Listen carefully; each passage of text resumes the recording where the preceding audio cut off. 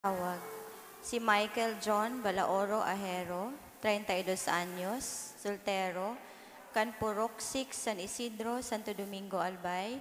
Aki ninda Miguel Asejo Ahero, asin Evelina Alzaga Balaoro. Bot Magagom, Kirikaela Pardiñas Grado, 30 anyos, Daraga, kan 29-3 Jacob Putol Street, Bagumbayan, Sur, Naga City. Test. Aki ninda Ricardo E. Logrado, asin Carmelita Pante Pardiñas. Ikatulong tawag, si J. Andrew Galiora Evangelista, 26 anyos, soltero, Cantaal Avenue, Dayangdang, Naga City. Aki ninda Juanito P. Evangelista, asin Cristina S. Galiora. Buot Magagom, ki Donalyn Luna Manso, 30 anyos, Daraga, Can Moreno Daet, Camarines Norte.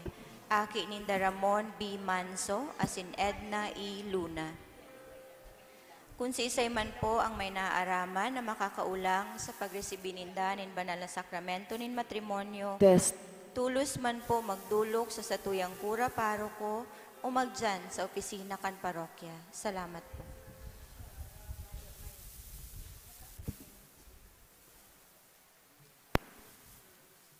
Check. Check. Check.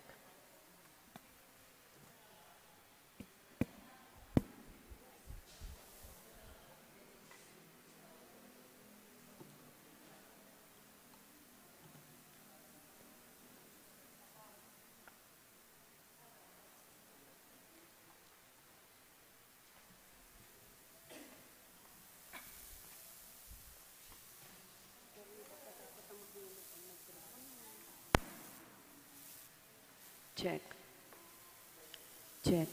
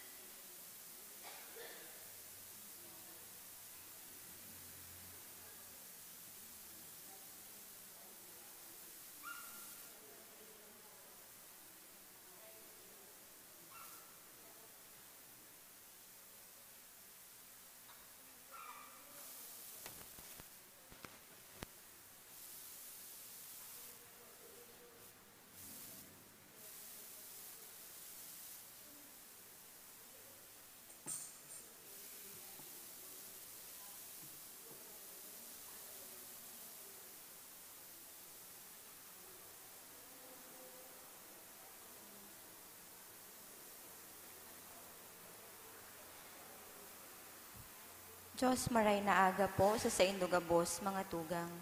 Yaw na po kita ngunyan sa ika-22 na Domingo kan ordinaryong panahon. An sa tuya pong tema, an pagpapakumbaba. Ang tawong mapakumbaba, winawarasan nin mahal na Diyos kan sa iyang balaog nin pagkamuot. Ang pagpapakumbaba, sarong pagpahiling nin karahayang buot.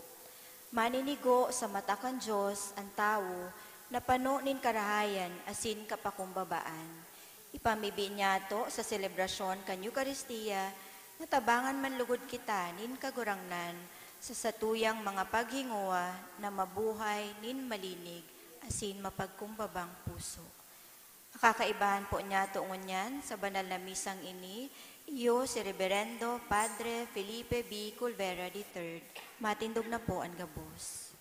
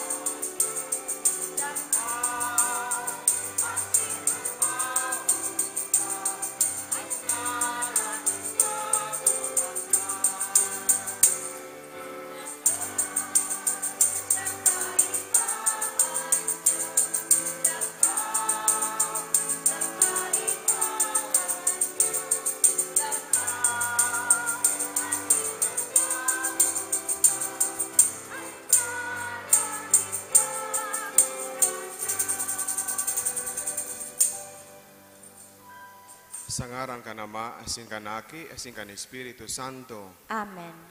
Ang grasya ni Jesucristong kagurang nanta. Ang pagkamuot kan Diyos, sin pakisumaro kan Espiritu Santo, mapa sa indugabos. Asin sa imong espiritu. Diyos maray na aga sa indugabos mga tugang. Diyos maray na aga po, Father. Sa laog ka ining misa, gigibuhon ang pag-ako kan sutanilya o pagsutana sa mga sakristan, mga bagong sakristan, diya sa tuyang parokya. Asin pagbagonin panuga kan mga dating sakristan sa paglingkod sa Eucharistia. Iayon niya to sinda sa satuyang pamiibi, nan lugod sa indang maugmang paglingkod sa altar, magdarama sa inda sa masararom na apresasyon kang Eucharistia, asin hararom na relasyon sa mahal na Diyos. Mga tugang, ngunyan ako ang taas ng mga kasalan, tangani magkanig o kitang magselebrar kan mga banal na misteryo. Gabos, nagkukumpisal ako sa Diyos na makakamhan. Asin sa indo mga tugang, na nagkasala ako nin makuri sa isip, sa tataramon, sa gibo asin sa kapabayaan. Sala ako, makuring sala ako. Kaya nangangadya ako kay Santa Maria, Danay na Birhen, sa gabos na Angeles sin Santos, sin sa indo mga tugang, na ako ipamibi sa kagurangan ng Diyos. Mayrak man lugod sa to ang Diyos na makakamhan, asin pagkapatawad as ng mga kasalan, narahon kita sa buhay na dahing kasagkoran. Amen.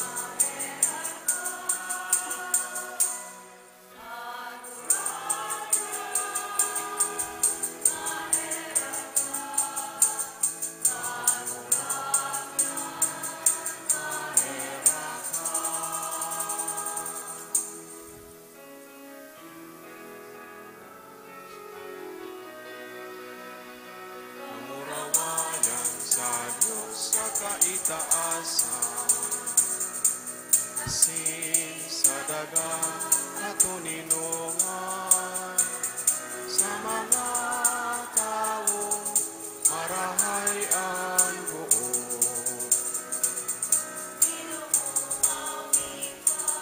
Inurugyaw mi ika, sinasamba mi ika, pinapamuraway mi ika, salamatan mika, ulikan dakula mo, amurawayan, kagurang na Diyos, adeng langit mo, Diyos amang makakamhan, kagurang na aking bugtong Yesu Kristo, kagurang na Diyos.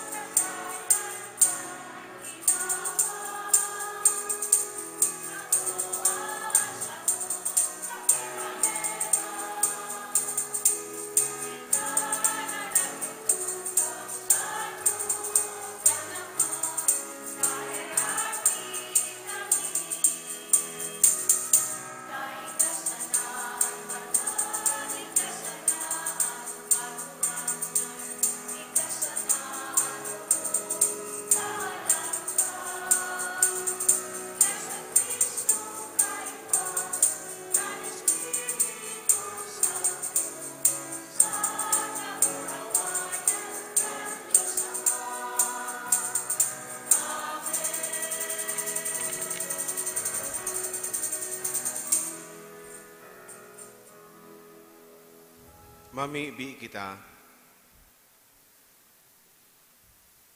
O Diyos sin mga kabagsikan, sa imo ang gabos na pinakamarahay, italanhok mo sa samong mga daghan, ang pagkamuot sa imo ngaran, asin warasan na sa pag-uswag nin kabanalan, ang mga marhay na bagay sa imong patalubuon, asin sa maigot na pagbantay, ang mga pinatalubo sa imong atamanon.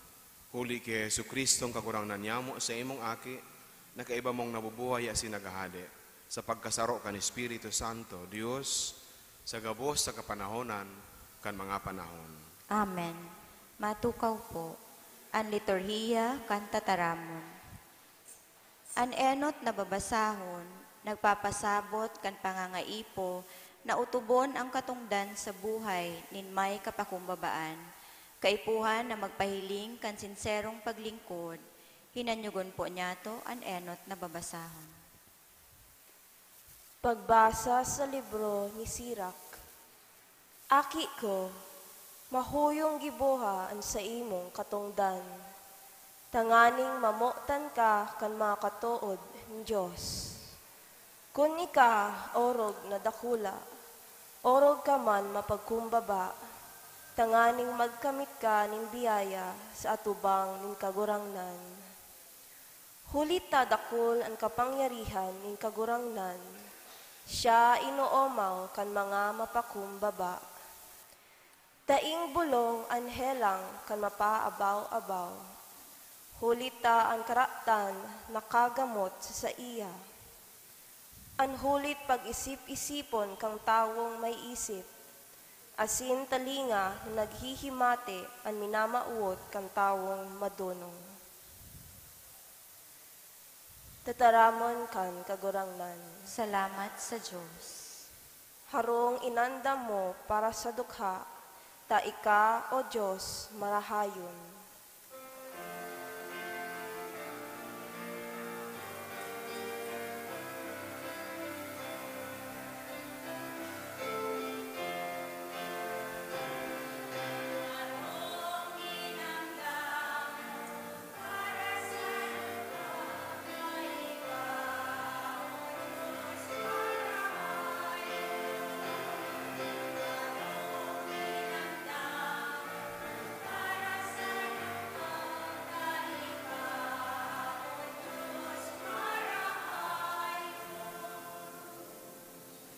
An mga matanos, maugma sa atubang ni Diyos, maawit asin masayaw sa kaugmahan. Mag-awit sa kagurangnan, mag-awit sa iyang ngaran, andamon andalan, para sa nagkakabayo sa Panginoon. Ipag-ugma ang kagurangnan, mag-awit sa iyang atubang.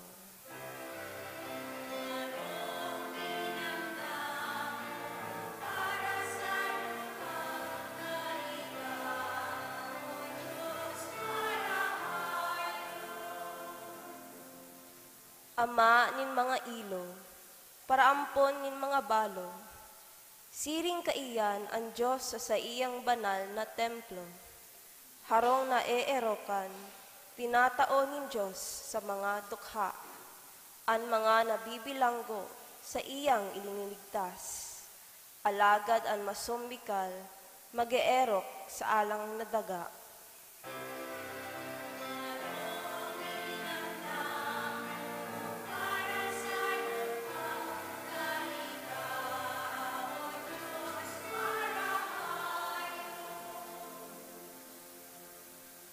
O Diyos, pinauran mo nin makusog, kanan sa imong banwaan na gutom, bagong buhay itinao mo sa sainda. Duman nakakuang harong an sa imong banwaan, harong na sa imong inandam para sa mga dukha. Huli ta ika, O Diyos, marahayon.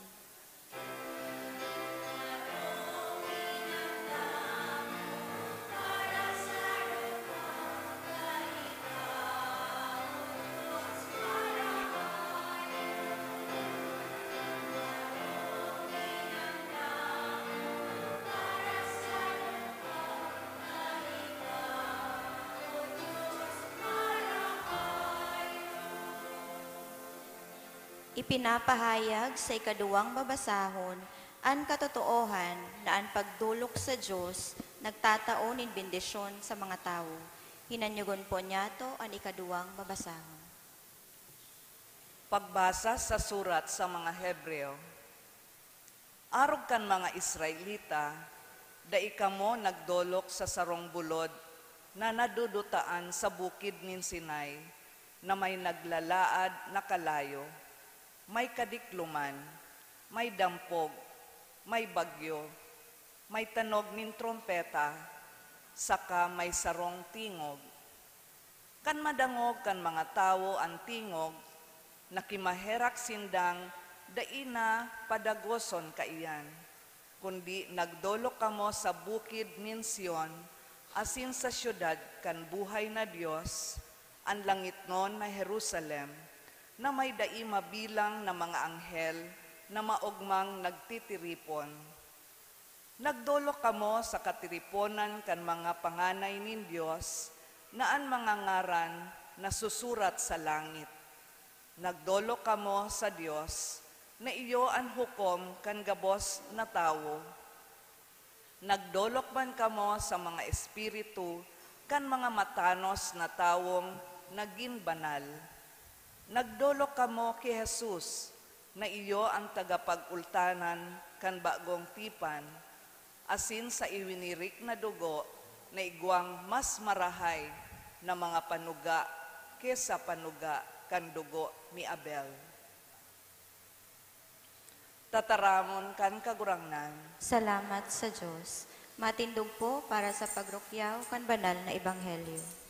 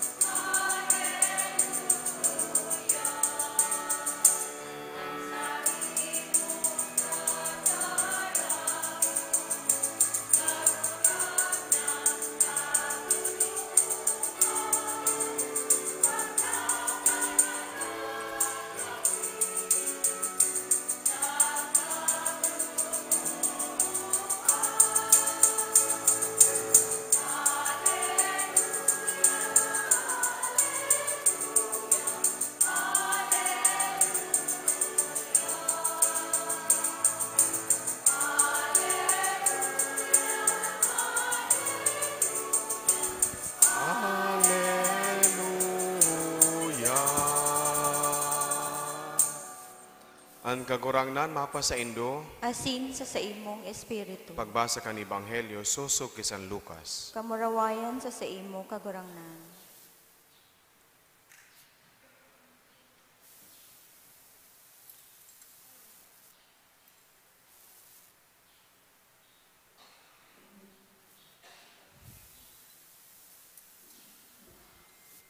Sarong aldaw na Sabat, nagkakan si Jesus sa harong nin sarong leader, nakaayon kan mga Pariseyo. Duman pinagmasdan siya kan mga tao. Namasdan ni Jesus na pinipili kan ibang mga bisita ang pinakamarhay na tukawan. Kaya nag-usipon siya nin sarong parabola. Kung alukon ka sa kinasal, hindi ka magtukaw sa pinakamarhay na tukawan. Katibaad may inalok ang kagharong na orok kaysa sa imo. Dangan, ang nag-alok sa indong duwa, madulok asin magsabi, itao mo sa iya ang tukawan. Masusupog ka, tamatukaw ka sa pinakamenos na lugar. Kaya, kung alukon ka, tumukaw ka sa pinakamenos na lugar. Tanganing, kung dulukon ka kan nag-alok sa imo, sasabihan ka, katuod, madya sa mas marhay na tukawan. Dakulang onra mo ini sa atubang kan gabos na bisita. Uli taan si isay man na nagpapakumbaba, ilalangkaw. Dangan nagsabi man si Jesus sa kagharong na nag-alok sa iya, kung magpabangkete, daay ka mag-alok kan mga katuod mo, o mga tugang mo, o mga kadugo mo, o mga kataid mong mayayaman. Huli aalokon ka maninda, kaya mababalusan ka. Kung magbangkete ka, alukon mo ang mga dukha, mga kimay, mga pilay, sin mga buta. Bibindisyonan ka, huli tada isinda makakabalo sa imo. Babalusan ka nin Diyos sa pagkabuhay liwat kan mga matanos. Marhay na bareta kan sa tong kagurangnan. Pag-umaw sa imo, Kristo. Maray na aldaw liwas sa indugabos mga tugang. Maray na agaman po, Father. Tulong aldaw pa sana ang nakaagi sa tuyang ipinagselebrar ang kapiestahan ni San Agustin sa pinakamidbid popular na banal o santo sa simbahan na Katoliko. Igwa siyang isinurat, asin duman sa sinurat, sinabi niya na igwa ngayon in tulong virtues na mahalaga sa buhay kan sarong Kristiyano. Tangani na siya maging maninigo sa pag-atubang sa mahal na Diyos kung siya mangangadji. Tangani na papagkanigoon siya sa paglingkod sa kapwa, tanganing maugma ang mahal na Diyos sa iyang gawin in paglingkod. Tangani na siya magtalubo sa mga virtues kan pagkabuhay ng sarong tao, igwanin tulong mahalaga. Sabi niya, enot, first is humility. Second is humility. Third is humility. Kapakumbabaan. Tatao niya ning emphasis sa halaga kan kapakumbabaan sa buhay kan nagsasadyos, sa buhay kan sarong paratubod. Ang ebanghelyo na nadangog niya ito ngunyan, mga tugang, nagtutok do sa tuya, not about table manners, kung paano kita makihampang sa mga tao, kung kita alukon, kung kita kung kita makipagbangkete sa enda. Itinutok do ka ini ang halagakan kapakumbabaan sa anuman na sa tuyang ginigibo. Ngunit sabi ng kagurangnan sa ebanghelyo, ang nagpapalangkaw ibababa. Lagat ang nagpapakumbaba, ilalangkaw. Well, dahil gayo appealing para sa kadaklan ang pagiging mapakumbaba o ang pagpapakumbaba. Urog na sa kinaaban niya to na ang itinutok do sa tuya, you have to compete with one another so you can become the number one. Dapat daugon mo ang mga kairiba mo, tanganing ikang i-recognize na pinakaurog, pinakamatibay sa sainda. We should become the greatest of them all. Kaya nag-aaragawan sa pinakainot na posisyon, sa pinakainot na tukawan. As in, itong ideya na ang nagpapakumbaba, habo ta kaayanta, ang mapakumbaba niya lang duman sa gilid, nagmumukmok dahil nagigirong, habo nga ni magtaas ting kamot. Yan ang ideya takan papakumbaba na tao. But contrary to that kind of thinking, ang kapakumbabaan, mantang di mo pinapalangkaw ang sa imong sadiri, pero midbid mo ang sa imong sadiri. Aram mo ang sa imong kakayahan. Asin mantang aram mo ang sa imong kakayahan, di mo pinagpapalangkaw, di mo pinagpapaabaw-abaw. Rather, minsan nga ni aram mo ang kakayahan mo, you give room for others. You allow others to shine. Asin, hulita, aram mo man kulkaman na kakundian, kaya pirmi mong mapakumbaba na isina sa buhay, ang realidad na minsan ika-gifted, kaipuhan mo pa nanggad ang iba, o kaipuhan mo pa ang Diyos. Humility is about right knowledge of self. Right knowledge of self. Tama si San Agustin, importante ang arog ang kapakumbabaan sa buhay ta. Takon kita mamimibi, di kita pwede o di kita maninigo na mag-atubang sa mahal na Diyos, nahalangkaw ang paghiling mo sa imong sadiri. Kung kita nadulok sa kagurangnan, pirming igwanin puso na mapakumbaba. Huli ta aram mo, kung bakong huli sa grasya ning mahal na Diyos, kung bakong huli sa iyang karahayan asin pagkaherak, di kita maninigo kan anuman na bagay na igwa kita. Sa ikaduang babasahon, tinaw sa surat sa mga Hebreo, tinawaning comparison, itong duwang mahalagang bukid sa lumang tipan, the Mounts of Sinai, Mount of Sion o Zion. Sa Mount of Sinai, kung paano pinahiling ning kagurangnan, ang sa iyang kapangyarihan, sa paagi kan mga ngangalasan, kan si Moses mag-atubang sa iya, kan ang mga tao magdulok sa iya, iwan ng mga makakatakot na mga bagay na nahihiling. Sa Mount Zion, mahihiling ang mga tao pinagpakanigo na magdulok kaiba kan mga anghel. Tanganing sinda mag-umaw asin magtaonin worship sa pagsamba sa mahal na Diyos. Miski ang pagdulok niya to sa kagurangnan, dapat niya itong gibuhon na igwanin kapakumbabaan ta, no? Because nobody mayo nang si Isayman na maninigo kan siring na pribilehiyo. Mga aki, unya na aldaw, kamo susutanahan. O kaya si mga dating may sutana na manunuga giraray nin sa indong kahandaan sa paglingkod sa simbahan, sa laog kang Santa Misa. Anong bot sabihong ka ini? Ang pagsutana, pagpapahiling, kandain niya to pagkanigo.